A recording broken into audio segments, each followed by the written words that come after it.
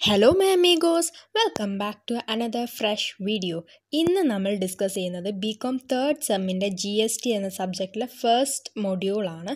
നിങ്ങൾ ഈ ചാനൽ ആദ്യമായിട്ടാണ് കാണുന്നതെങ്കിൽ please subscribe and also click on the bell button for more interesting videos and also follow us on Instagram Vagya Learning.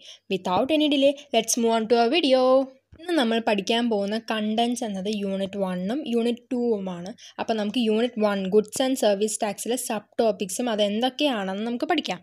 നമുക്ക് എല്ലാവർക്കും അറിയാം India എന്നതൊരു സോഷ്യലിസ്റ്റും ഡെമോക്രാറ്റിക്കും ഒരു റിപ്പബ്ലിക് ആയിട്ടുള്ളൊരു കൺട്രിയാണെന്ന്. നമ്മുടെ ഇന്ത്യയിലെ സുപ്രീം ലോ എന്ന് പറയുന്നത് കോൺസ്റ്റിറ്റ്യൂഷനാണ്.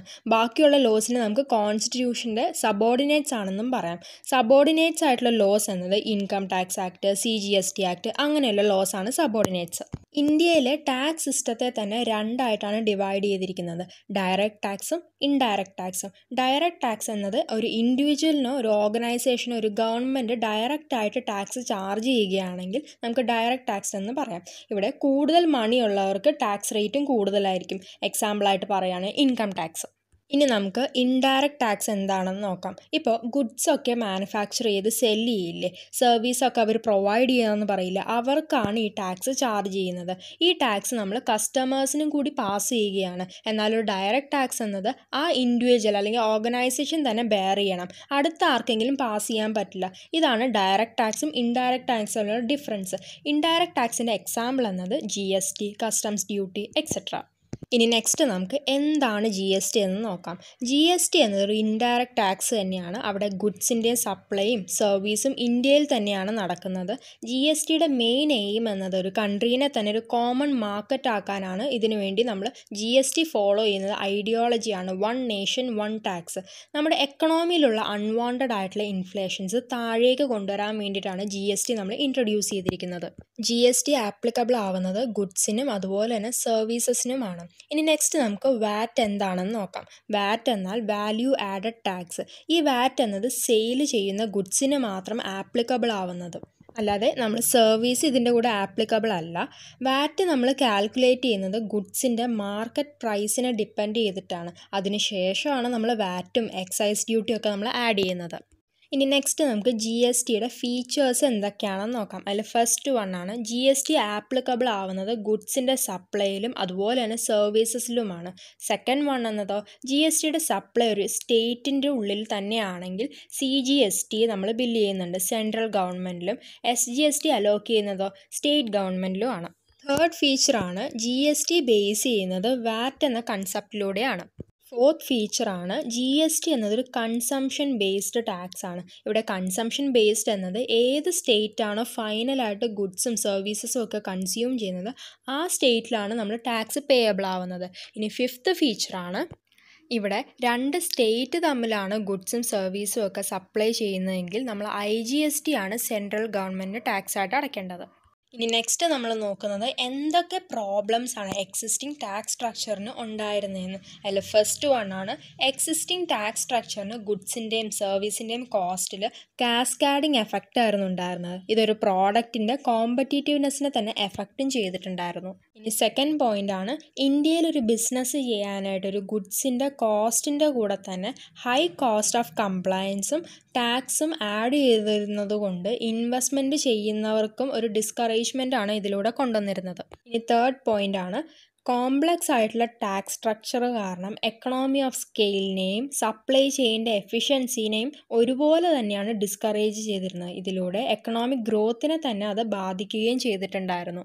ഇനി ഫോർത്ത് പോയിൻ്റ് ആണ് സെൻട്രൽ ഗവൺമെൻറ് ടാക്സും സ്റ്റേറ്റ് ഗവൺമെൻറ് ടാക്സും അങ്ങനെ ഡബിൾ ടാക്സേഷൻ ആയിരുന്നു ഒരേ പ്രോഡക്റ്റിന് ഇവർ മേടിച്ചിരുന്നത്.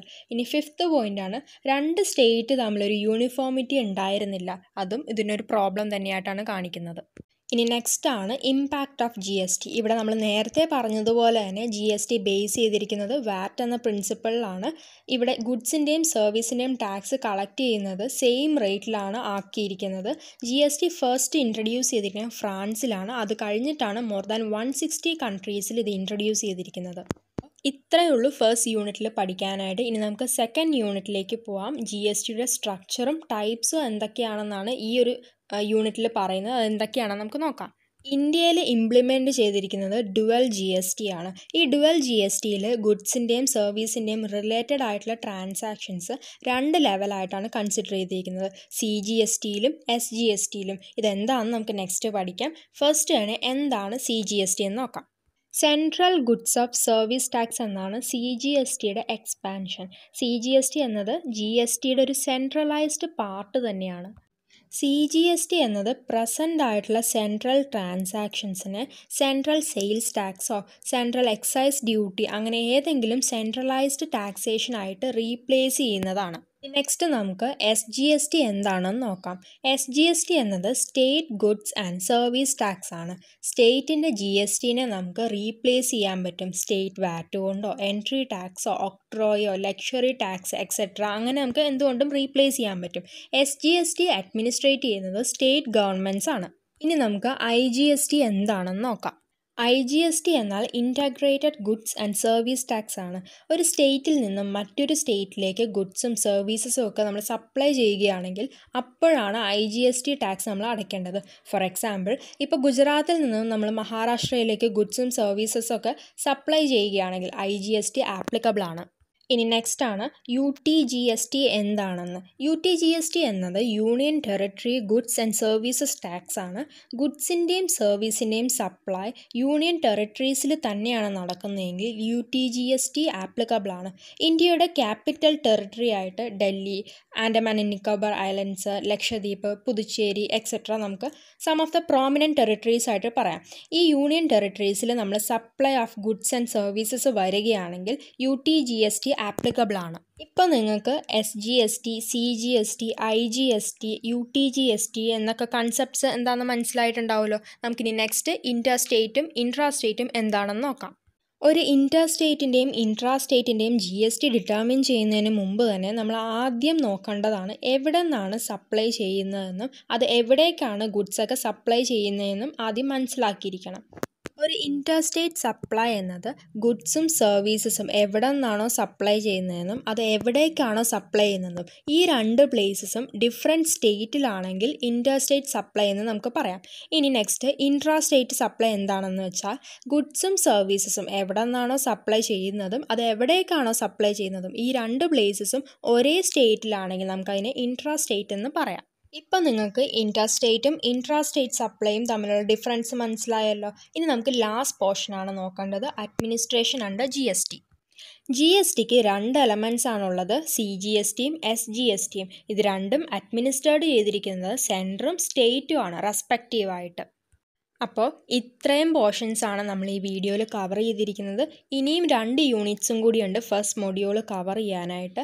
അപ്പോൾ നിങ്ങൾക്ക് ഈ വീഡിയോ ഇഷ്ടപ്പെട്ടെങ്കിൽ നിങ്ങളുടെ ഫ്രണ്ട്സായിട്ടും കൂടി ഈ വീഡിയോ ഷെയർ ചെയ്യണം കേട്ടോ. പിന്നെ നിങ്ങളുടെ വാല്യൂബിൾ സജഷൻസും കമൻസും ഒക്കെ തീർച്ചയായിട്ടും മെൻഷൻ ചെയ്യണം. നിങ്ങളുടെ കമൻസ് ഒക്കെയാണ് ശരിക്കും പറഞ്ഞാൽ എൻ്റെ സപ്പോർട്ട്. അപ്പോൾ നെക്സ്റ്റ് വീഡിയോയിൽ നമുക്ക് വീണ്ടും കാണാം. So till then see you guys.